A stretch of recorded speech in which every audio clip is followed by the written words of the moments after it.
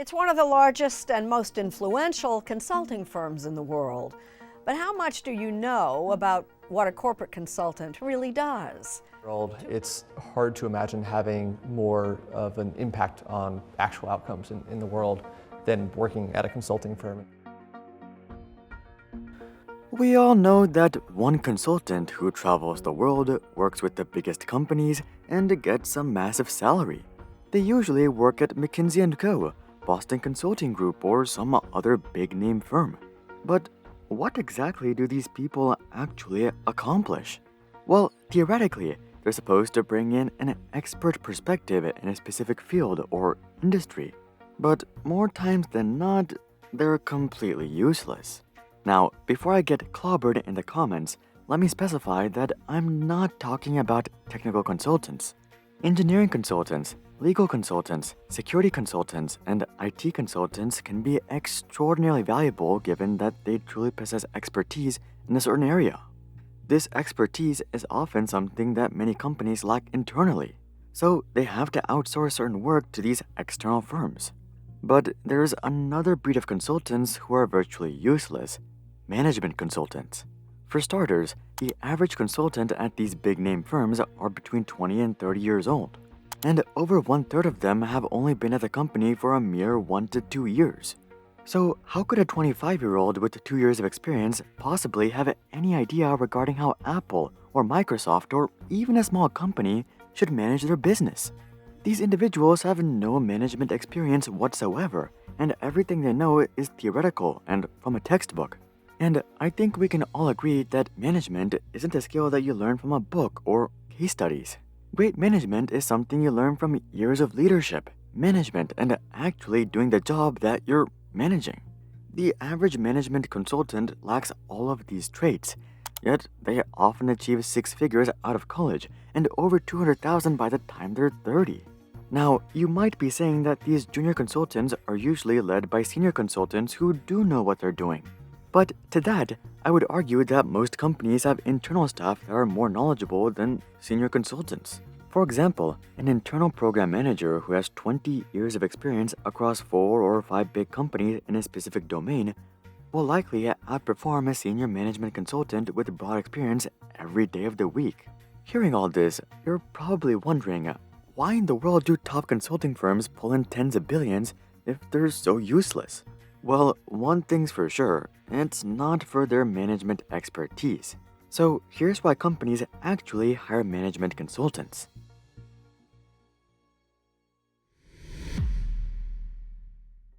One of the most common reasons that companies hire consultants are to break through various barriers, both internally and externally.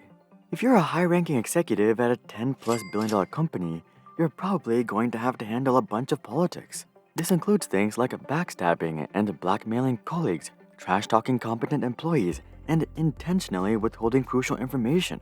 Why do people resort to such measures, you ask? Well, it usually has to do with jealousy, ego, and getting revenge. For example, Betty, who works across from you and is obviously less productive, may get that promotion before you do. And suddenly, you have to report to Betty. From your perspective, Betty doesn't deserve that title, and you're honestly pretty salty that you didn't get the promotion yourself. So the next time that Betty tells you to do something, you may be inclined to be unresponsive, push back, or put up unnecessary roadblocks. Usually, you can't just fire such employees because you'd end up laying off your entire workforce. Not to mention, in most cases, such employees aren't necessarily incompetent or not hardworking. They just need someone to get through their hard heads and to get them to do what's right for the business. Enter management consultants. One of the biggest roles of management consultants is to identify pain points and offer solutions, but they won't actually make decisions for you. This is actually a big meme within the industry. People often criticize that consultants just tell you what you already know, and this is very much true. But the thing to note is that they do it in a much more credible and reputable fashion. For example, instead of just saying that fixing a supply chain bottleneck will save the company money, they'll actually get the numbers, put together graphs, and create a solid presentation. Virtually 100% of the time, they're gonna come to the same conclusion as Betty.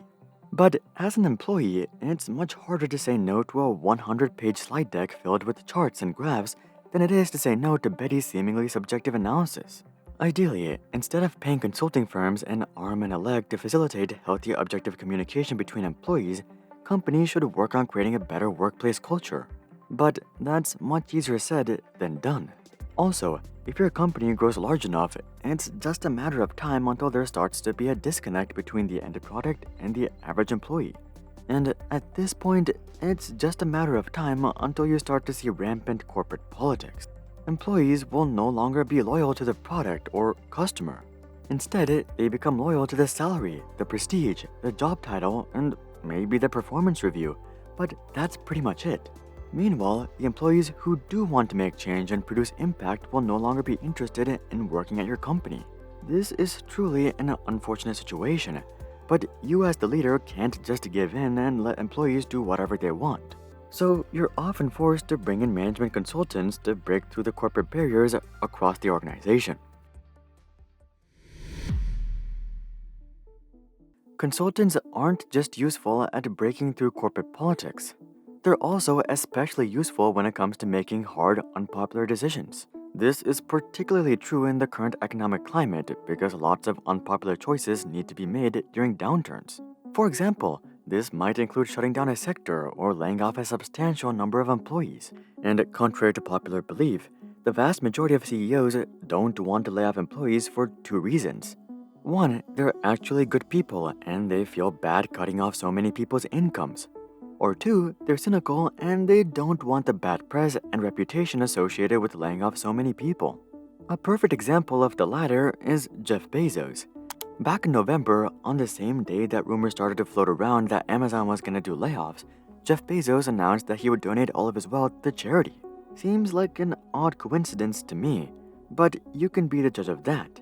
Anyway, regardless of whether a CEO wants to avoid layoffs for respectable reasons or cynical reasons, in the end, they want to avoid layoffs.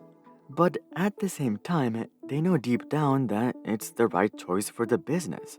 But how are they going to convince thousands of managers, tens of thousands of employees, and millions of investors to at least somewhat agree with them? Well, enter management consultants. It will essentially be the consultants' jobs to justify the layoffs through objective means. For example, they might make charts regarding just how much money a particular sector is losing and why the ROI may not be worth it. They may also quantify how much money layoffs could save the company and how this could put the company in a much better position in case of a deeper recession. Once McKinsey or BCG puts together all of this data, the CEO can send out the findings to the various managers and the directors across the organization, followed by a heartfelt message. They can say something like, "I really didn't want it to come down to this, but after seeing this 1,000-page report from McKinsey, I feel that there is no choice but to move forward with these layoffs." This report doesn't just help the executives either. It also helps the various directors and managers who will directly be laying off team members that they've been working with for years. I mean, these guys aren't stupid. They also know that making these cuts is the right choice. But given that they personally know the people being laid off, it's much harder for them to pull the trigger. They may even fight for a certain employee or manager. But the McKinsey report does wonders when it comes to making this process as smooth as possible. With all that being said though, you can bet that if the layoffs work and the company starts doing well again, the CEO is gonna take all the credit and say something like, "You know, it wasn't easy, but I was willing to make the hard choices when no one else wanted to, and that's why the company is where it's at today." Conversely, if the recession passes by quickly and the layoffs turn out to be unnecessary and they put the company a step behind the competition, the CEO can shift all the blame to the consultants. They can say something like, "You know, I never felt good about the layoffs. That's why I brought in McKinsey and paid them $30 million to do a thorough analysis of the business and the industry. And unfortunately, it doesn't look like they did a good job." As you can see, management consultants are the perfect scapegoat when it comes to justifying hard choices and blaming them if the choices don't quite work out. In the end, objectively speaking, management consultants are indeed overpaid dead weight. 100% of the time, they're gonna be less experienced than you, they're gonna know less about your business, and they're gonna come to the same conclusions. And even if they don't, well, it's not like you're gonna listen to them anyway. So management consultants rarely ever provide any tangible value. And in an ideal world, they would be completely pointless. But we don't live in a perfect world. In the real world, companies are filled with politics, bureaucracy, drama, ego, and leaders want to deflect as much responsibility as possible.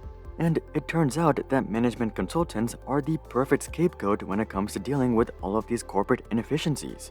Now, I know that we've been trashing on consultants this entire video, but it's not all bad. In fact, from a career perspective, it's actually quite appealing. For starters, you don't need any technical skills. You don't need to know C++ or Java or the intricacies of running servers or networks. You simply need to have strong communication and people skills, and while this doesn't come naturally to all of us, for most people looking into consulting, it does. Aside from not requiring any hard skills, consulting jobs often come with a lot of perks for people who like to explore and experience. For example, you won't be doing the same thing over and over again. With each project, you'll be working with new companies, traveling to new locations, and consulting on different issues. To make things even better, consulting firms often rank extremely favorably when it comes to company culture. BCG, for example, literally ranks number 1 when it comes to employee approval of the CEO. Also, let's not forget about the compensation. Not only are you paid super well, but your entire compensation is in the form of cash and bonus. So, for the better or for the worse, you don't have to deal with any stock compensation. With all that being said though, like any job, this job has its cons as well. You'll be working long hours, you'll rarely be at home, you'll always be on call, and at the end of your career, you'll have little to quantifiably show for all your work. I mean, it's in the name of the job. You don't manage, you don't lead, you don't engineer, you don't create, and you don't produce change. Instead, you simply consult. If you're an impact-driven person who wants to produce quantifiable change throughout your career, well, management consulting is probably not for you. However, if you see your job as just a means to an end and as a source of income, management consulting may be a great choice for you. You'll get to make a bunch of money, meet a bunch of people, and simply experience the world. But just keep in mind that these are the real reasons that companies actually hire you. Would you become a management consultant? Comment that down below. Also, drop a like if this video gave you a better idea as to why companies pay consultants so much. And of course, consider checking out our Discord community to suggest future video ideas and consider subscribing to see more questions logically answered. But until then, I'm Hari, and I'll see you guys on the next one.